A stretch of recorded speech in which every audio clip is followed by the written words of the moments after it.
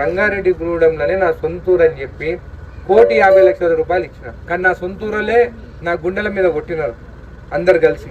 ఏంది అంటే వేరే బయట నుంచి వచ్చేసి అనిరుద్ రెడ్డిని ఓడగొడితే అంటే నేను అన్నాను రంగారెడ్డి గూడెం ఒకటేనన్న ఊరు, పెద్దపల్లి కాదా, బాలనగర్ కాదా, మిర్జిల్ కాదా? అరే నియోజకవర్గం ఉన్న ప్రతి గ్రామం నాది. ఎమ్మెల్యే నేను మొత్తం నియోజకవర్గానికి, రంగారెడ్డి గూడెం ఒక్కడికే కాదు. జడ్చర్ల ఎమ్మెల్యే అనిరుద్ రెడ్డి సారు సొంతూరు మహబూబ్ నగర్ జిల్లా రాజాపూర్ మండలం రంగారెడ్డిగూడను అన్ని తీర్ల అభివృద్ధి చేద్దామని 1,50,00,000 నిధులు మంజూరు చేసిందట. ఇక సర్పంచిగా ఆయన నిలబెట్టిన అభ్యర్థిని గెలిపితే ఊరును ఇంకింత గొప్పగా మారుద్దామని అనుకుంటే అక్కడి జనాలు మాత్రం కాంగ్రెస్ పార్టీ అభ్యర్థిని కాదని పువ్వుపాటి మద్దతుతోని బరిలో నిల్చున్న అభ్యర్థిని గెలిపించేటాలకు గిట్లా నారాజు అయ్యిండు. గిన్ని నిధులిచ్చినా నా సొంతూర్లనే నా గుండెల మీద కొట్టిండ్రని జరంతా బాధపడ్డాడు. రంగారెడ్డి గూడనే కాదు, జడ్చర్ల నియోజకవర్గంలో అన్ని ఊళ్ళు నాయే, అన్నిటినీ డెవలప్ చేస్తానని చెప్పుకొచ్చిండు.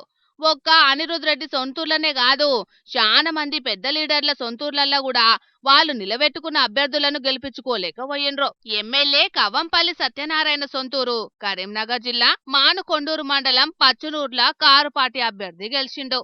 ఎమ్మెల్యే ఇంటామే ఇందిరమ్మ చీర పట్టుకొని మరీ ఓటెత్తే కాంగ్రెస్ పార్టీ అభ్యర్థి 5వ స్థానంలో నిలిచిండు.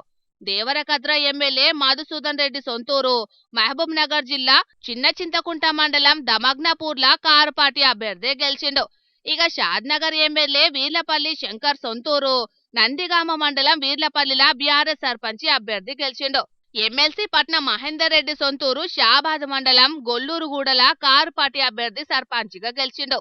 పాలకుర్తి ఎమ్మెల్యే యశస్విని రెడ్డి అత్త టీపీసీసీ ఉపాధ్యక్షురాలు ఝాన్సీరెడ్డి సొంతూరు మైబాద్ జిల్లా తొర్రూరు మండలం చెర్లపాలెంల కాంగ్రెస్ పార్టీ రెబల్ అభ్యర్థి గెలిచిండు.